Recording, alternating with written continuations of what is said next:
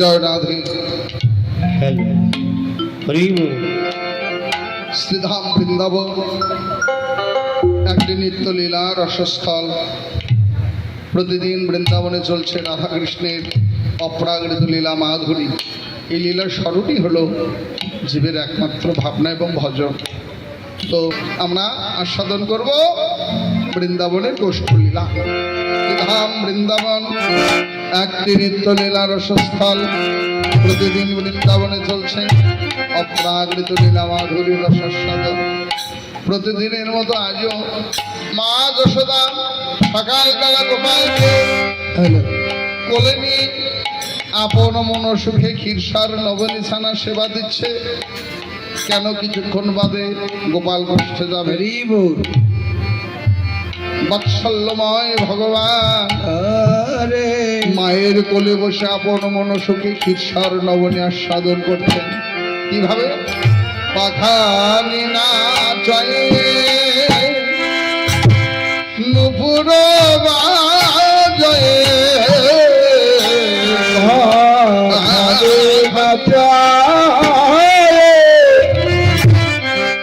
নুপুর বাজয়ে শ্যামায়ের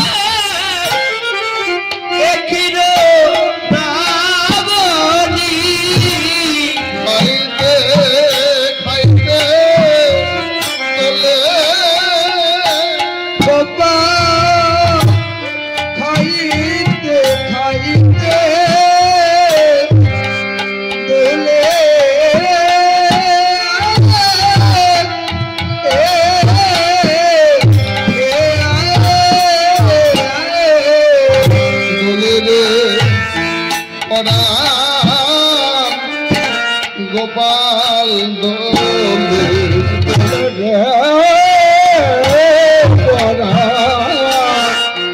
গোপাল দোলে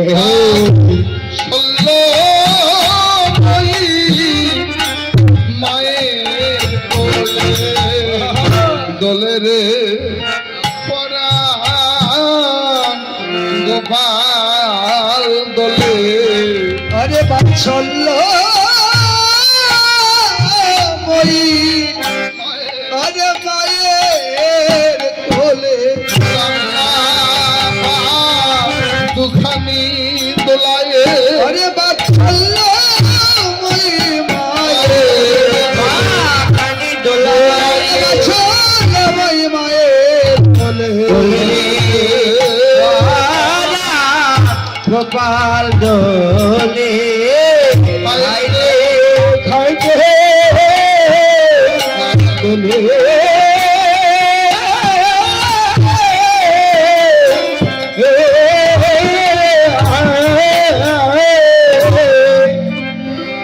জয় রাধে। তো গোপাল সকালবেলা মায়ের কোলে বসে আপন মনসুখে ক্ষীর স্বর্ণনি খাচ্ছে। বাৎসল্যময়ী মা, প্রত্যেক মা, শুধু মানুষের মা নয়, প্রত্যেক মা সন্তানকে যখন স্তনদুগ্ধ পান করায় আর নিবিড়ভাবে সন্তানের অঙ্গ প্রত্যঙ্গগুলো নিরীক্ষণ করে বুলিয়ে দেয়। গাভীগুলো বাছুরকে যখন দুধ খাওয়ায় হাত পা গুলো তার কর্মক্ষম না, তাই জিহ্বা দিয়ে আপন নিবিষ্ট বনে সন্তানের গা ছেড়ে দেয় আর স্তনগ্রন্থিগুলো ছেড়ে দেয়। মা যশোদা গোপালকে যখন ক্ষীর স্বর্ণনি খাওয়াচ্ছেন, নিবিড়ভাবে অঙ্গ প্রত্যঙ্গগুলো বুলিয়ে দিচ্ছেন, হাতের আঙ্গুলগুলো ধরে টানছেন। টানতি হাতে দেখে একটা কালো দাগ, চমকে উঠলি, শিউরে উঠলি। গোপাল, তোর হাতে এই কালো দাগ কেন? বন্ধন চিহ্ন, মনে হলো কে তোকে বেঁধেছিল। পরে তোকে কত বারণ করি, পরের ঘরে ননি চুরি করতে যাস নে। যারা সামান্য ননির জন্য এমন করে মারতে পারে, বাঁধতে পারে। আরেও বলি, পিতা যার ব্রজরাজ, তার কি আমতো কাজ সাজে বা? যার বাবা হলো রাজা, তার ছেলে যদি সামান্য ননি চুরি করতে গিয়ে যদি মার খায়, কোনো মা বাবার পড়ানে কি ধৈর্য মানে? কে শোনে কার কথা? খেয়েই চলছে। পায়ের আঙ্গুলগুলো ধরে ধরে টানছে, পায়ের তল পৃষ্ঠে দেখে লাল লাল কতগুলো দাগ। মাসি উঠলে, গোপাল, তোকে কত বারণ করি, বড় বড় ধেনুর পেছনে ছুটিস নে। তৃণাঙ্কুরের আঘাতে কচি কচি পা দুখানা কতই না ক্ষত বিক্ষত হয়ে গেছে। ওরে, কে শোনে কার কথা? হা নারায়ণ, হা বিষ্ণুদেব, এমন অবাধ্য সন্তান কার হয়? মা হাহাকার করছে। বৈষ্ণব কবি কইলেন, মা, এই না তোর বাৎসল্য প্রেম? একবারও কি মনে হয় না ওগুলো তৃণাঙ্কুরের দাগ নয়, ওগুলো ভগবৎ চরণে ধ্বজ বজ্রাং মিং কুশ ইত্যাদি চিহ্ন, যা আর কারো পায়ে শোভা পায় না। যার এক চরণে 11টি চিহ্ন, আর এক চরণে 8টি 19টি দিব্য চিহ্ন, আর কারোর নাই, একমাত্র ভগবৎ চরণেই শোভা পায়। ভক্ত চেনা যায় নয়নে, আর ভগবান চেনা যায় চরণে। ওই চিহ্নগুলো ভগবানের চরণে থাকে। ও তুই তো অন্ধ, অন্ধ মানুষকে আর দেখে নাকি? মা কবে থেকে অন্ধ হলো? জাগতিক জগতের চর্মচক্ষে অন্ধ নয়, মা হলো বাৎসল্য প্রেমে অন্ধ। অন্তরে এতটাই বাৎসল্য প্রেম, যতই ঐশ্বর্যময় দিব্য রূপ মূরতি গুণ দেখুক না কেন, মায়ের কাছে কেবল ছেলেই, আর কিচ্ছু ভাবে না। এটা হলো মা বাৎসল্য প্রেমে অন্ধ। তাই যদি না হবে, এই সকালবেলা যাকে ঐশ্বর্যময় মূর্তি দর্শন করালেন, বিশ্বরূপ দেখালেন, তারপরেও চিনতে পারলেন না। কি করে? বাল ও গোপাল রঙ্গে সমবয় বেশের সঙ্গে হামাগুড়ি আঙ্গিনায় খেলা।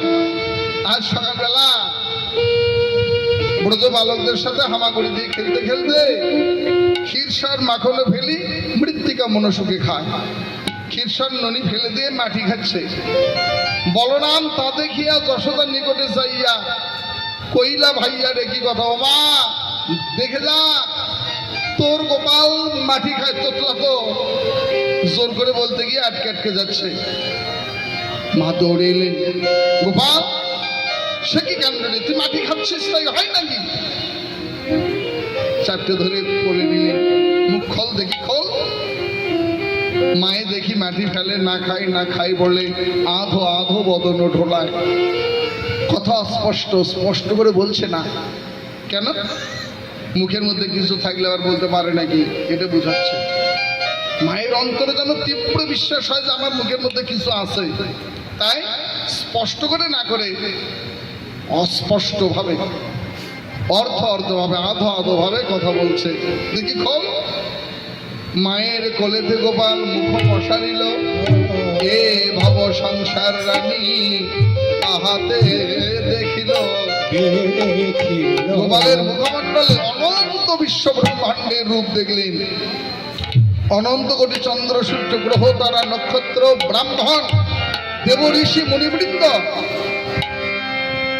যা কুরুক্ষেত্রের মাটিতে পরবর্তীতে ভগবান অর্জুনকে দেখিয়েছিলেন, তার আগেই যশোদাকে দেখিয়েছিলেন, কিন্তু যশোদা চিনতে পারলেন না। মা চিমটি কাটছে যে আমি স্বপ্ন দেখছি না বাস্তব। আরে আমি কি দুঃখ ভাবনা করছি, আমার গোপালের মধ্যে এগুলো দেখছি কেন? মা থুতু নুতু দেয় রানী বসনেরও দোষী, বস্ত্রাঞ্চল থেকে শুধু ছিঁড়ে দিয়ে বালাই শাক, আর যেন অশুভ দর্শন না হয়, এমন অলক্ষণে ভাবনা যেন না করি। এই বলে মা গায়ে চিমটি কাটছেন, গোপালের মাথায় বস্ত্রাঞ্চলে সুতো দিলেন, বাম কনিষ্ঠাগুলো দন্তাঘাত করে বাম পায়ের চরণ ধুলো গোপালের মাথায় দিয়ে বালাই শাক দূর করলেন। ঘনরাম দাস আশা করে এই মনে দেখে সকল ঘনরাম দাস কাঁদতে লাগলেন। আহা, এমন কৃষ্ণ কৃপা বিখ্যাত কোনোদিন হবে না। সাক্ষাৎ কৃষ্ণ কৃপা নাই বা হলো, যারা কৃষ্ণের কৃপা পেয়েছে কবে বা সেবিব আমি যশোদা চরণে। ঘনরাম দাস আশা করে এই মনে, কবে বা সেবিব আমি যশোদার চরণে। তো এমন অনুরাগ হয় কেন? তোমরা যেভাবে পেয়েছ তোমাদের মতো করে তো কৃষ্ণকে পাওয়া হবে না। তবে তোমাদের সেবা করে, তোমাদের সঙ্গ করে যদি একটু কৃষ্ণ প্রেম যদি অন্তরে জাগে, এই প্রেমের জন্য লোভাতুর হয়ে ভক্ত যুগ যুগ ধরেই ছুটে চলে। কাল থেকে এক পাগল এসে আছে হাউমাউ করে কাঁদে। ঘোষগাতি থেকে আসছে আমার শ্রদ্ধেয় রিটায়ার্ড পার্সন একজন শিক্ষক, অবসরে গেছেন বেশ কিছুদিন হলে, তারপরও কৃষ্ণ অনুরাগে ছুটে চলেন। কত দূর থেকে, সে উল্লপাড়া থেকে চলে আসছেন এখানে, আরো দূর দূরান্ত থেকে আসছেন। সকলকে তো চিনিও না। কেন গো? দুটো প্রসাদের জন্য কেউ আসেন নাই। এই যে পরমার্থিক কৃষ্ণ প্রেম ভক্তি পাওয়ার জন্য, কৃষ্ণ কথা শুনে জীবন সার্থক করা। এই হলো বাবা, ছুটে চলেন। তাই ভক্তগণ এই চায়, হে করুণাময়, হে কৃপাময়, তুমি আমায় যেখানে রাখো, যেভাবে রাখো, সুখে রাখো বা দুঃখে রাখো, তাতে দুঃখ নাই। আমি যেন হা কৃষ্ণ বলে কাঁদিতে পারি। আমি যেন হা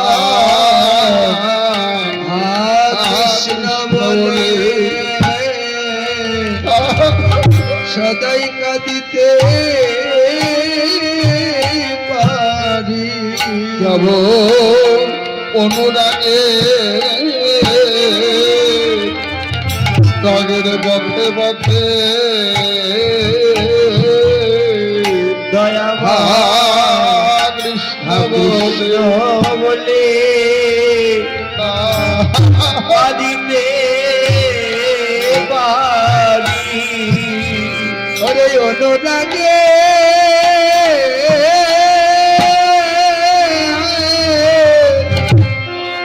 অনুরাগের পথে পথে কৃষ্ণ বলে আমি কাঁদিতে পারি। অনুরাগে অনুরাগে পথে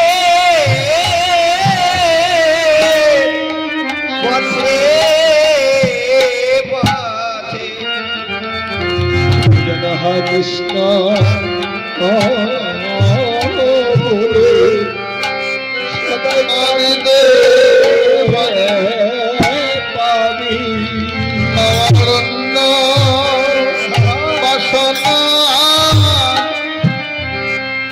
নয়ার মনে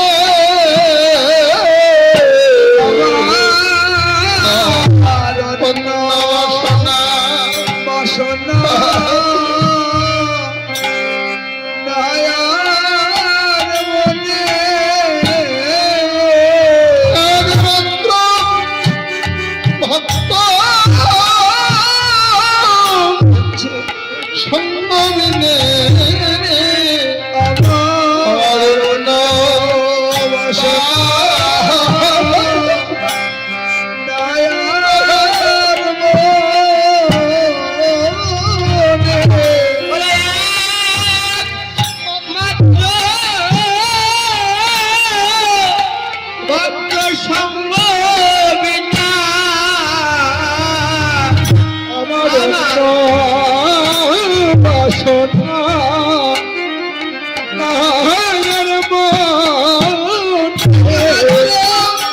ভক্ত সঙ্গ বিনা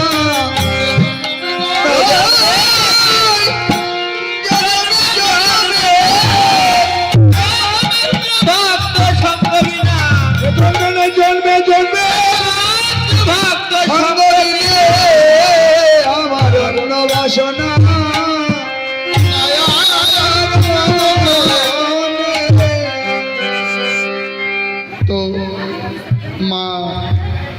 এইভাবে ভাবনা করতে লাগলেন। তো ভাবতে ভাবতে গোপাল দেখলেন মা যদি এই ভাবনায় থাকে, কোন তত্ত্বজ্ঞ জ্যোতিষী গণৎকার গণনা করে যদি বলে ও যশোদা